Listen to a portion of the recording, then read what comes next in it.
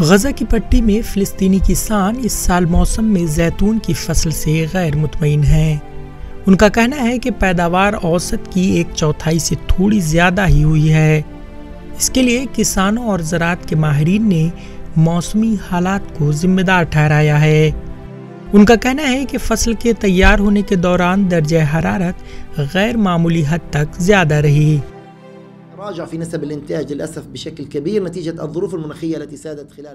بدقسمتی سے موسم سرما کے دوران موسمی حالات کے عدم استحکام اور پھولوں کی تفریق پر ان کے منفی اثرات کے نتیجے میں پیداوار میں کمی واقع ہوئی ہے۔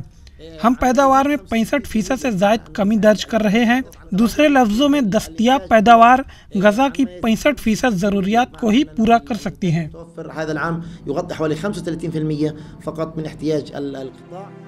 غزہ کی پٹی میں تقریباً 40 مربع کلومیٹر میں زیتون کے باغات ہیں۔ زیتون کی تیار فصل کی کٹائی کے دوران 25 روز کی مدت فلسطینی انکلیو میں سینکڑوں افراد کو مختصر مدت کے لیے روزگار فراہم کرتا ہے، جہاں بے روزگاری 50% کے قریب ہے۔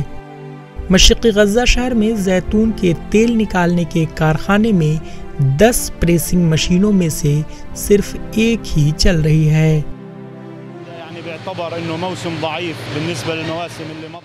یہ پچھلے موسموں کے مقابلے میں ایک کمزور موسم ہے۔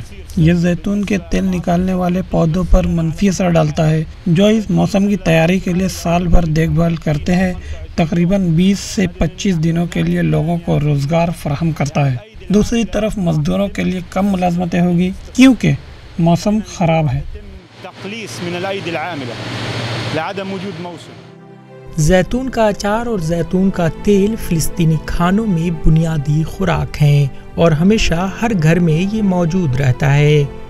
ماہرین کا کہنا ہے کہ غزہ اسرائیلی قبضے والے مغربی کنارے یا بیرون ملک سے زیادہ زیتون درآمد کرے گا تاکہ قلت کو پورا کیا جا سکے۔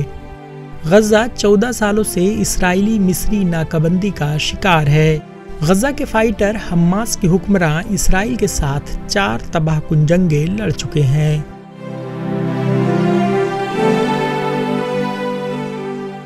Bureau report ETV Bharat.